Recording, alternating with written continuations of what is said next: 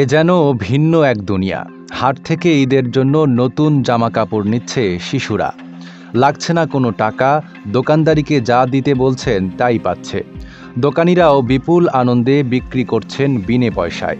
বিনিময়ে পাচ্ছেন ক্ষুদে ক্রেতাদের প্রশস্ত হাসি উপহার। পছন্দের রঙিন জামা হাতে পেয়ে ঈদ উদযাপনের মলিনতা পাশ কাটিয়ে বাড়ির পথে হাঁটছে শিশুরা।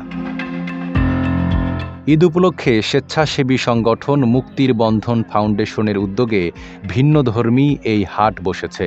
প্রতিবারের মতো এবারও ময়মনসিংহের ঈশ্বরগঞ্জ উপজেলার 18 বাড়ি এলাকায় বসানো হয়েছে এই হাট। শুধু এই ঈদেই নয়, ঈদুল আজহা, পহেলা বৈশাখ, এমনকি হিন্দু ধর্মাবলম্বীদের দুর্গাপূজাতেও বসানো হয় এই হাট। উদ্দেশ্য নিম্ন আয়ের মানুষের ঈদ আনন্দকে রঙিন করে তোলা। সুবিধা বঞ্চিত শিশুদের জন্য, যারা ঈদের কেনাকাটা করতে পারে না, তাদের জন্য আমাদের এই আয়োজন। আমরা মূলত প্রতি বছর এই ফ্রি হাট করে থাকি ঈদের মধ্যে। তারই ধারাবাহিকতায় এবার প্রায় 300 ছেলে মেয়েদের জন্য আমাদের এই আয়োজন।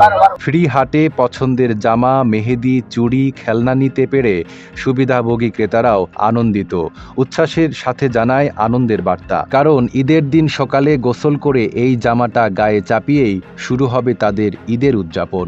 যে বেলুন, বই, ফ্যান পছন্দ হয়েছে সবগুলা? কেমন পছন্দ হয়েছে? মেলা অনেক। এটা ছাড়া আরো নতুন জামা আছে ঈদের?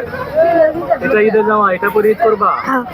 মুক্তির বন্ধন ফাউন্ডেশনের স্বেচ্ছাসেবীরা জানান, দেশের মানুষের আনন্দের ভাগিদার হওয়ার পাশাপাশি তারা দুর্যোগেও রাখে উল্লেখযোগ্য ভূমিকা। আর এসব কাজেই তাদের তৃপ্তি। সকলের সহযোগিতায় সংগঠনটি অনেক দূর এগিয়ে যাবে বলে বিশ্বাস তাদের।